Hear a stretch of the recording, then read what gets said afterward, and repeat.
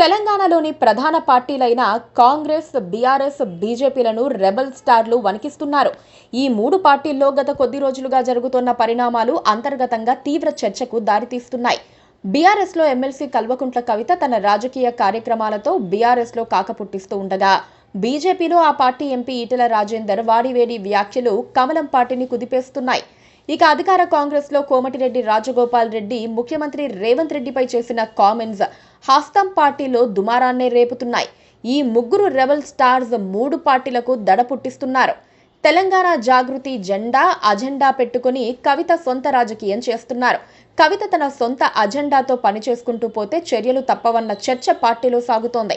ఏదేమైనా ప్రతిపక్షంగా బలపడాల్సిన తరుణంలో ఎమ్మెల్సీ కవిత చేస్తోన్న వ్యాఖ్యలు, రాజకీయంగా వేస్తోన్న అడుగులు ఆ పార్టీని ఇబ్బందులకు గురిచేస్తున్నాయి.